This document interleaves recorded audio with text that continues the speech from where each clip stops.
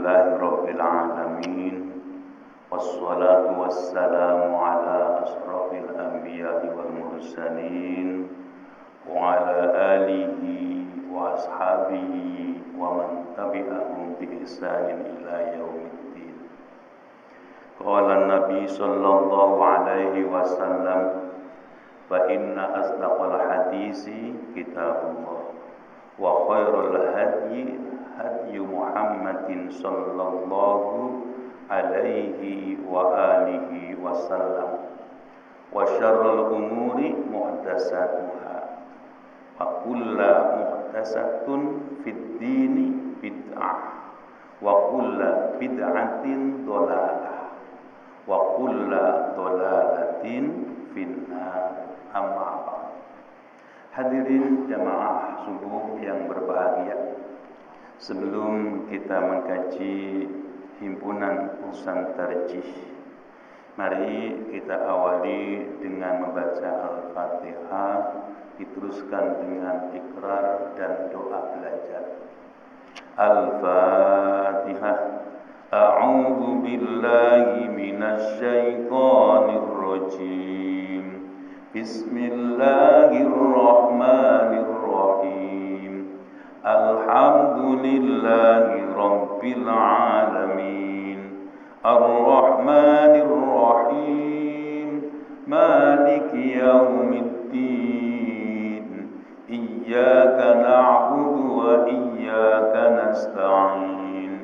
Ihdinas siratal mustaqim. Siratal ladzina an'amta 'alaihim ghairil maghdubi 'alaihim waladdallin. Amin. Raditu billahi rabba wa bil islami dina wa bi Muhammadin nabiyyan wa rasula. Rabbi zidni ilma warzuqni fahma. Amin. Hadirin jamaah subuh yang berbahagia, mari kita teruskan kaji kita, yaitu halaman 91. Li hadisi Abi Hurairah radhiyallahu anhu qala, kana Rasulullah sallallahu alaihi wasallam. Jadi kalau kita menerjemahkan kana itu kalau diartikan kan ada ya. Tapi kalau ini menunjukkan waktu itu Rasulullah. Nah, jadi waktu itu keberadaan Rasulullah sallallahu alaihi wasallam idza qama ila sholati, ketika akan mendirikan sholat, ya, akan melaksanakan sholat, yukabbiru hina yaqumu, beliau takbir ketika berdiri, summa yukabbiru hina yarka, dan kemudian takbir juga ketika ruku. Summa yaqulu, kemudian beliau juga berucap sami Allahu liman hamidah. Jadi beliau ini ketika sholat ya, tentu sebagai imam ya, karena didengarkan oleh sahabatnya. Hina yarfa sulbahu, dan ketika itu mengangkat punggungnya minar ruku, dari ruku. Summa yaqulu, kemudian beliau berkata wa huwa qaimun, dan beliau sudah berdiri tegak. Jadi qaimun ya, sudah berdiri tegak. Apa yang beliau ucapkan ketika iktidal? Rabbana walakal hamdu. Jadi nanti ada beberapa periwayatan ya. Yang satu menyatakan Rabbana walakal hamdu, nanti ada lagi Rabbana walakal hamdu hamdan katsiran, dan seterusnya. Nanti ada lagi sami Allah liman hamidah, Rabbana lakal hamdu mil'as atau mil'us. Ini ada beberapa perbedaan bacaan, itu cara membaca dari kaidah cara pandang yang berbeda. Summa yukabbiru, kemudian takbir, hina yahwi sajidan, ketika beliau itu berkeinginan untuk sujud. Summa yukabbiru hina yarfa ra'sahu, ketika mengangkat kepalanya. Summa yukabbiru hina yasjudu, dan beliau ketika sujud juga mengucapkan Allahu Akbar. Summa yukabbiru hina yarfa, kemudian beliau juga mengungkapkan takbir hina yarfa, ketika mengangkat. Summa yaf'al, kemudian berbuat dzalika fi sholati, ya berbuat seperti itu ketika sholat. Kulliha, keseluruhannya. Jadi semua sholat, baik yang fardu, yang yang rawatib, atau yang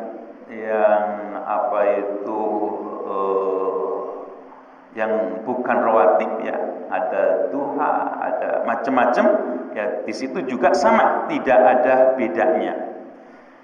Wa yukabbiru hina yaqumu minas sintain, dan beliau juga takbir ketika kedua rakaatnya.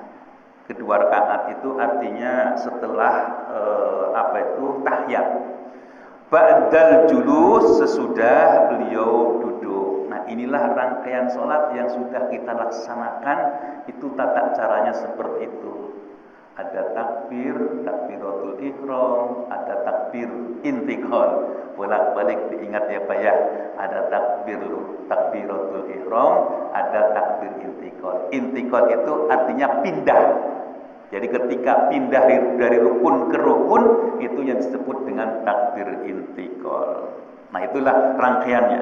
Nah, ini memang di dalam tarjih ini kita ditunjukkan beberapa dasar dalil yang menunjukkan cara mengangkat, cara takbir, cara lafaz yang diungkapkan oleh Rasulullah, itu ada beberapa periwayatan. Kita teruskan lagi.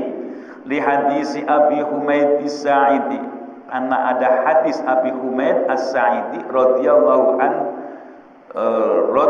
an qala, ia berkata, ana kuntu ahfadhukum li sholati Rasulillah sallallahu alaihi wasallam. Ana kuntu, aku keberadaannya, ahfadhukum li sholati Rasulillah sallallahu alaihi wasallam, lebih memperhatikan. Jadi sahabat itu ketika sholat, beliau itu sebelum sholat memperhatikan Rasulullah benar-benar. Makanya beliau itu menghabarkan kepada sahabat yang lain.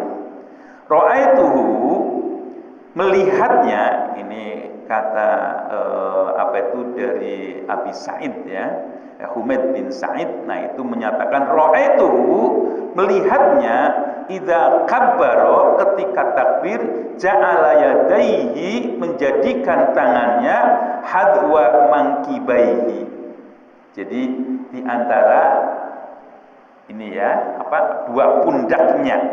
Wa idza raka'a, dan ketika ruku, amkana yadaihi mir rukbataihi, dan ketika ruku, raka'a ruku, yadaihi, ya amkana itu menempatkan, makan ya. Jadi menempatkan tangannya mir rukbataihi, pada kedua dengkulnya. Huwa hasara dhahrahu, jadi beliau itu meluruskan dadanya. Jadi dadanya itu ini ya, kepala, dada itu diluruskan.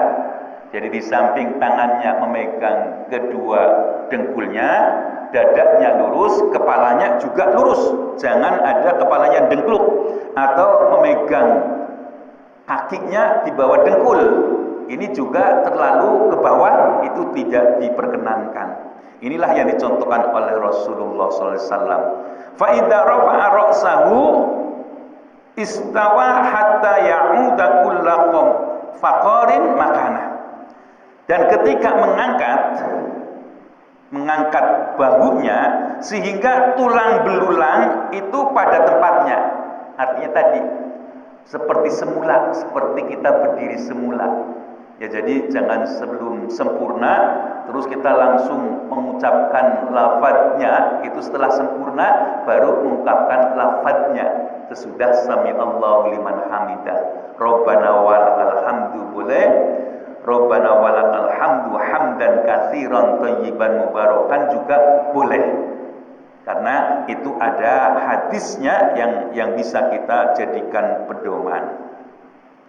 Ghairu muftarisin wala qabidihima wastaqbalan bi'atna.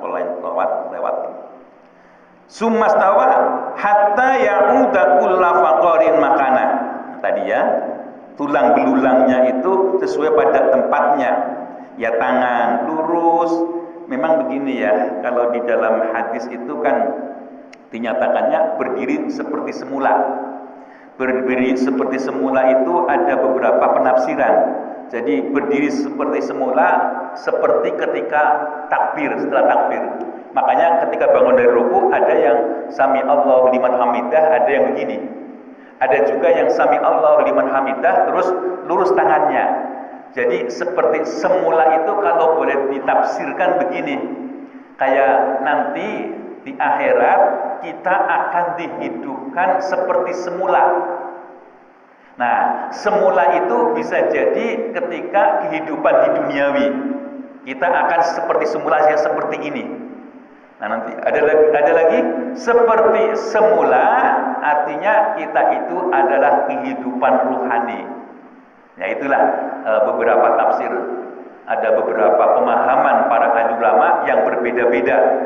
Yang penting apa? Yakin kita akan dibangkitkan. Mau seperti apa? Itu qudratullah. Ya. Jadi kalau dalam sholat, makanya dalam sholat begitu juga. Sami Allahu liman hamidah. Di sini dinyatakan berdiri seperti semula, ada yang lurus, ada yang seperti semula ketika awal sholat. Nah, inilah perbedaannya seperti itu. Nah, jadi jangan kita itu, ya itu jangan terkagum-kagum gitu ya, karena ada yang memahaminya seperti itu. Semuanya apa? Merujuk kepada hadis. Cuma ada pemahaman yang berbeda. Ya, ya'udhu kullama faqarin makana.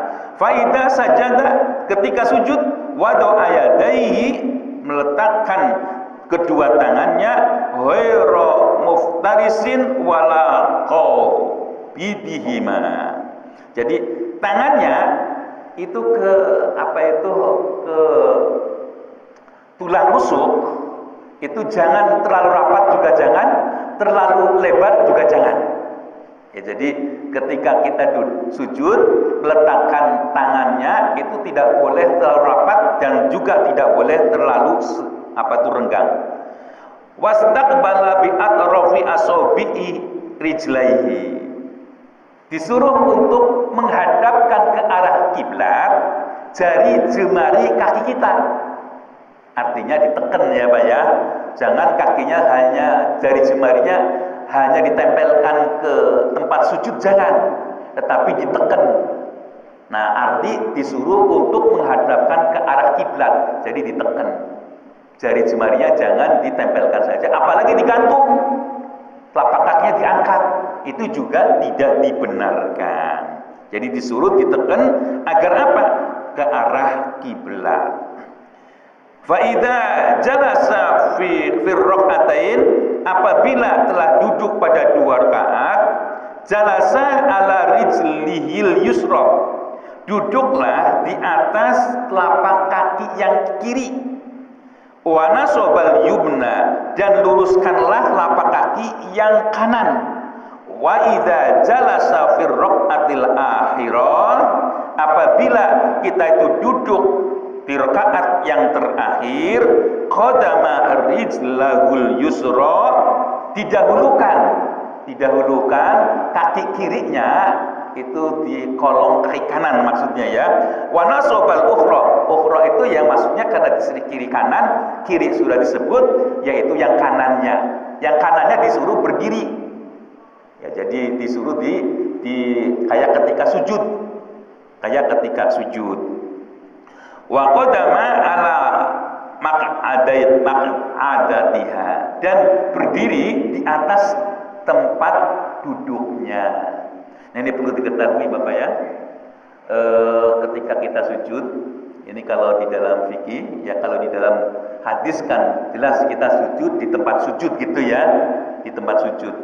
Kalau ada orang yang pakai sorban, kalau ada orang yang pakai sorban, terus sorbannya gede, terus melorot gitu ya, terus nempatin tempat sujud.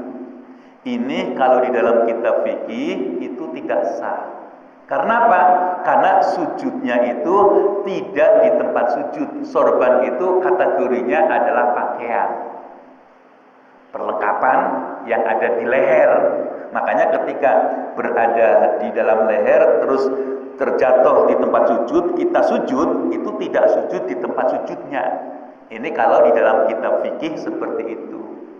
Nanti sama yang perempuan pakai mukena terus sengaja disiap-siapkan, karena mukenanya itu kalau dulu ya ibu-ibu itu mukenanya itu tidak untuk tangan ada, jadi kayak lengan terus dicantolkan ke sini ya untuk menutupi ininya, ini ada.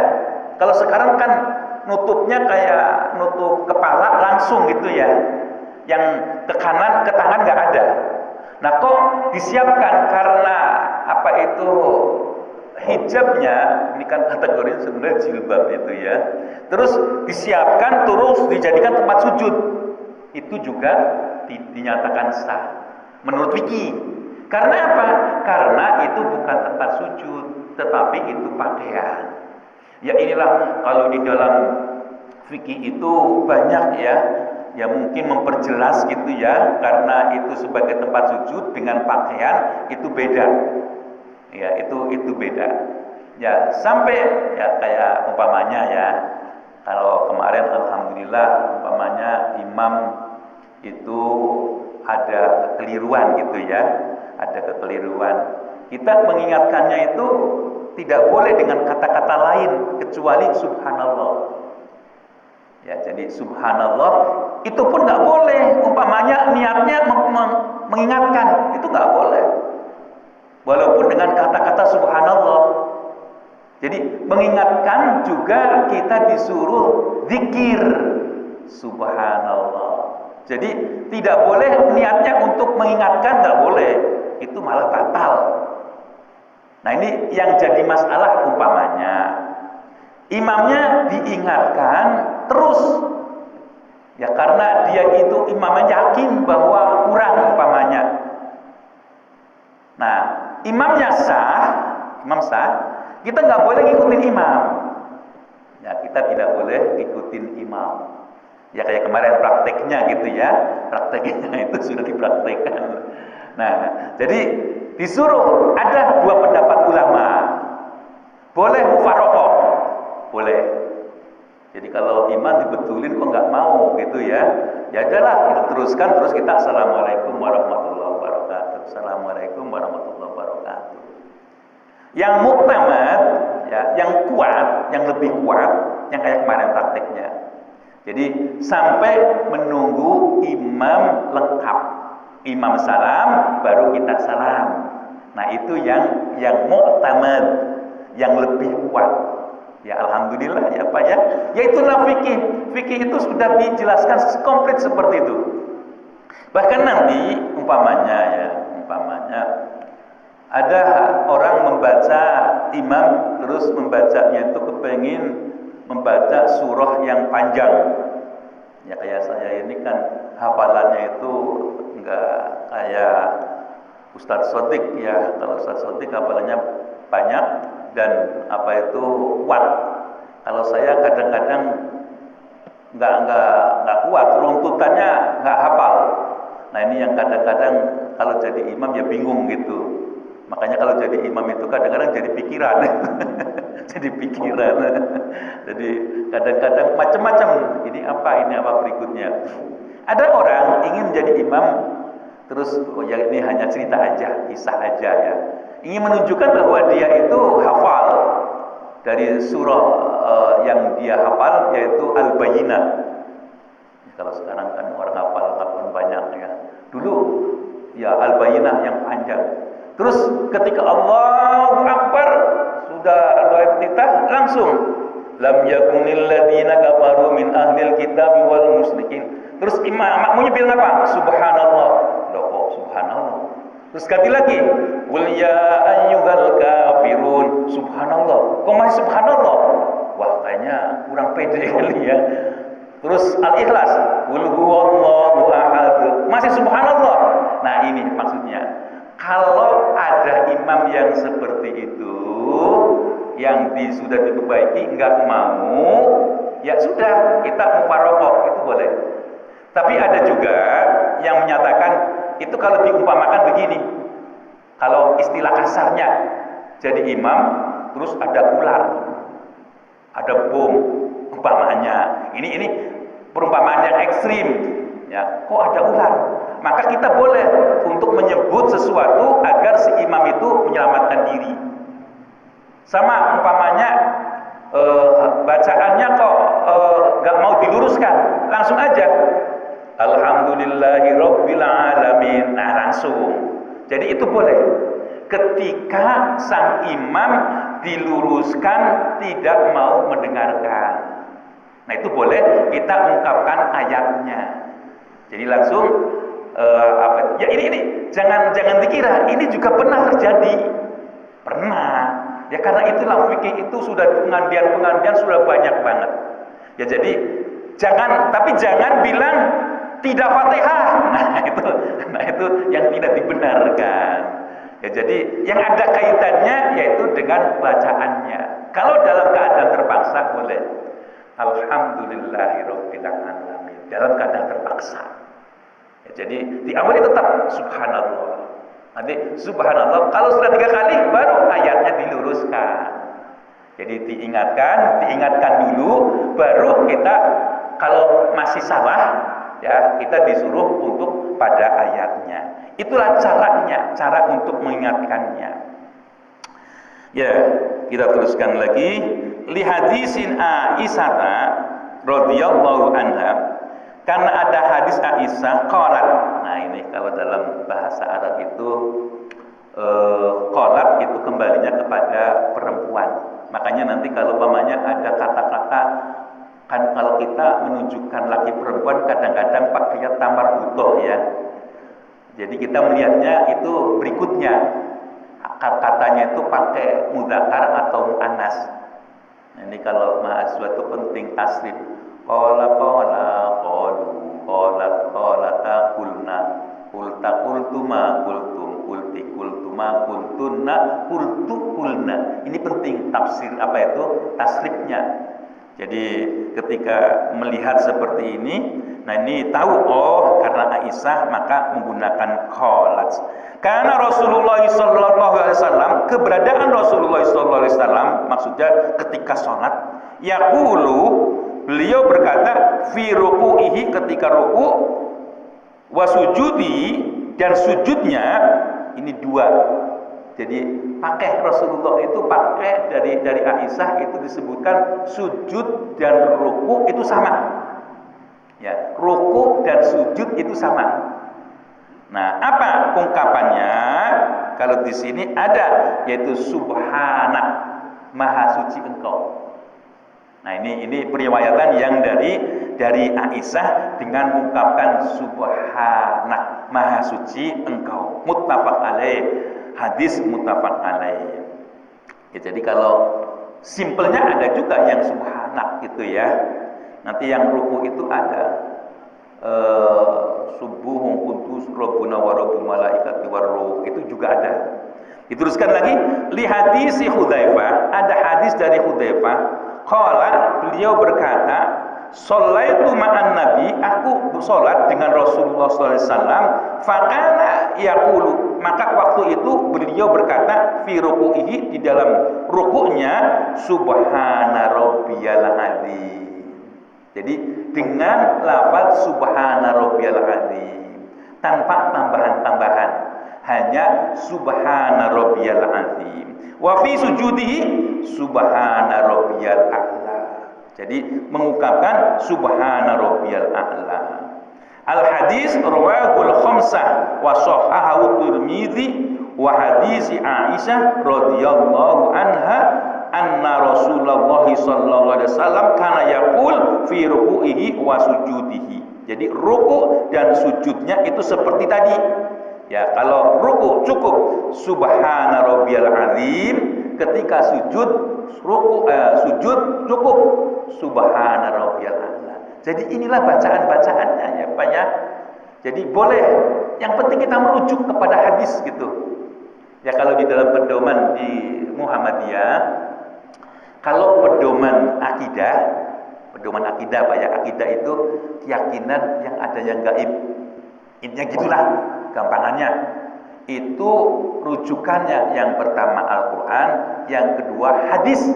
Hadis karena bertingkat-tingkat tidak cukup sahih, tapi yang mutawatir. Mutawatir itu artinya Nabi menyampaikan kepada orang banyak menyampaikan kepada orang banyak lagi, dan seterusnya. Artinya tidak mungkin bohong. Nah, dalam akidah itu seperti itu. Dasarnya Al-Quran, rujukannya juga hadis yang mutawatir. Berbeda dengan ibadah. Rujukannya Al-Quran ya sebagai landasannya, dan landasan yang kedua hadis, yaitu yang sahih. Sahih itu kalau diartikan secara sederhana, yang meriwayatkannya sanadnya itu berkesinambungan tanpa ada orang yang cacat. Nah itu sahih. Nah itu kalau yang dimaksud rujukan di dalam hadis yang sahih. Ini alhamdulillah yang di dalam HPT ini diambil hadis-hadis pilihan. Dalam sujud dan ruku itulah seperti itu adanya. Ada juga Rabbul malaikati warruh rawahu Ahmad. Ini wa Muslim wa Abu Dawud wa Nasa'i kilahuma fi Nailil Autar al-juz'us tsani minhu. Dan ada juga yang menyatakan yaitu Rabbul malaikati warruh. Ya, jadi ketika ruku sujud dengan mengucapkan Rabbul malaikati warruh. Nah, inilah ya, makanya kita perlu mengkaji. Ternyata ada lafaz-lafaz yang lain. Ada juga ini disebut dalam kitab Nailul Autar juz yang kedua. Li khabarin idza qumtal mutaqaddam. Nah, ini ada beberapa penjelasan. Ada khabar yang terdahulu nomor 14, ada juga Abu Hurairah nomor 15, ada juga hadis ya yang terdahulu pada nomor 14 dan seterusnya. Inilah penjelasan-penjelasannya. Yang berikutnya li khabar Ibnu Abbas radhiyallahu anhu qala Rasulullah sallallahu alaihi wasallam, beliau Rasulullah SAW bersabda, umirtu an asjuda, aku diperintahkan untuk sujud ala sab'ati a'dhamin wal jabhati. Jadi Rasulullah itu menghabarkan sujud itu atas 3 tulang. 7 tulang, 7 tulang wal jabhah dan jidat. Jadi 7 tulang itu dia menunjukkan yang 7 termasuk ini gitu. Kalau wa asyara ila jabhah, kepada ini.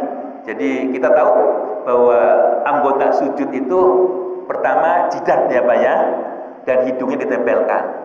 Yang keduanya yaitu 2 tangan, berarti 3. Yang keempat dan kelimanya dengkul. Keenam dan 7-nya telapak kaki. Jari jemarinya itu ditekan untuk mengarah ke kiblat. Begitu juga tangan juga diusahakan yaitu mengarah ke kiblat ketika sujud. Tangannya jangan terlalu menghimpit, jangan juga terlalu melebar. Tangannya lurus dengan bahu. Nah, inilah penjelasan tentang sujud itu seperti itu adanya. Nah, ini biyadihi ila anfi. Tadi Rasulullah dengan tangannya menuju kepada hidungnya. Ya, jadi hidung juga ditempelkan. Wal yadaini war rukbataini wa atrafil qadamain, dan kedua tangannya dan dengkulnya dan ujung-ujung dari telapak kaki. Ya, itulah disuruh untuk menghadap ke arah kiblat, artinya ditekan sebisanya. Ya, lagi-lagi jangan digantung, jangan cuma ditempelkan, tetapi ditekan. Wa hadis Wa'il bin Hujr qala ra'aitu Rasulullah sallallahu alaihi wasallam, aku melihat Rasulullah sallam idza sajada, ketika beliau sujud, wa doa rukbatayhi, beliau meletakkan ke dengkul, qabla yadayhi, sebelum tangannya. Nah ini kalau Rasulullah sujud itu dengkulnya dulu ya Pak ya, dengkulnya dulu. Ya kalau sudah tua beda ya, mungkin tangannya dulu. Tapi Rasulullah ketika sujud, kalau kita sehat gitu ya, dengkulnya dulu. Ya, jadi dengkulnya dulu, kemudian tangan, ya. Jadi rukbatayhi qabla yadayhi. Jadi tangannya dulu, dengkulnya dulu sebelum tangannya. Artinya dengkul dulu kemudian tangan. Wa idza nahadha rafa'a yadayhi qabla rukbatayhi. Kalau berdiri juga demikian, tangannya dulu sebelum dengkulnya. Nah, ini juga tata caranya. Rawahul khamsah, diriwayatkan oleh lima perawi illa Ahmad, kecuali Imam Ahmad. Kama fi Nailul Autar, seperti yang disebutkan di dalam kitab Nailul Autar. Wa hadisi Abi Hurairah, dan ada juga hadis Abu Hurairah radhiyallahu anha qala Rasulullah sallallahu alaihi wasallam, Rasulullah bersabda, idza sajada ahadukum, ketika kalian itu sujud, fala yabruk kama yabrukul ba'ir yad'u yadayhi qabla rukbatayhi. Ini diumpamakan ya Pak ya. Jadi kalau kalian mau sujud itu jangan seperti duduknya onta. Jadi kakinya dulu, depannya dulu gitu ya, baru belakangnya. Ya ini perumpamaan ya, perumpamaan jangan seperti onta. Nah ini yang dihabarkan, kita disuruh untuk dengkulnya dulu, jangan sampai seperti onta. Di hadisin Abi Humaydil Mutaqaddim, wallahu a'lam bissawab. Ya, itulah gambaran dari dari kita tata cara sujud ya. Dan orang itu kalau jadi ciptaan Allah itu harus berbangga diri karena sudah bisa sujud kepada Allah. Ya walaupun kita itu belum sempurna gitu ya. Tapi ada loh Pak, periwayatan ada orang dia itu dinyatakan masuk surga tetapi belum pernah sujud. Ini pengecualian, yaitu ada orang Yahudi, dia itu menyaksikan perang Khaybar, terus dia datang dan dia menyatakan keislamannya. Setelah menyatakan keislamannya, Rasulullah kebetulan lagi membagi-bagi harta jarahan. Karena dia menyatakan Islam, maka si Yahudi menyatakan, enggak ya Rasul, aku hanya ingin masuk Islam dan saya terbiasa dengan kehidupan yang sederhana. Dia bilang gitu. Ini memang sudah menjadi aturan, yang ikut perang di sini dapat semua. Enggak ya Rasul, dia menolak. Karena seperti itu, apa mau? Saya hanya ingin Islam. Saya hanya ingin mati dalam keadaan Islam. Nah karena itu dilanjutkan perang. Dan dia sebelum mati, dia juga menunjukkan, andaikan saya itu boleh minta gitu ya, kalau saya itu mati karena dalam syahid dan itu akan dijemput surga, ya mudah-mudahan ada yang bisa menompak dadaku gitu. Ternyata benar. Ketika dia itu ikut perang dan disitulah dia tertombak oleh musuhnya di dadanya, maka Rasulullah bilang, satu orang yang belum pernah sujud tapi dia masuk surga, yaitu orang Yahudi ketika dia itu langsung angkat senjata. Ya ini exception ya Pak ya, pengecualian. Ya, ketika zaman Rasul. Kalau sekarang jadi mukmin muslim kok gak pernah sujud, itu ya keterlaluan ya. Ya, itulah yang dapat disampaikan pagi hari ini. Mari kita tutup dengan sama-sama membaca doa kafaratul majlis. Subhanakallahumma wa bihamdika asyhadu an la ilaha illa anta astaghfiruka wa atubu ilaik. Akhir kalam, wassalamualaikum warahmatullahi wabarakatuh.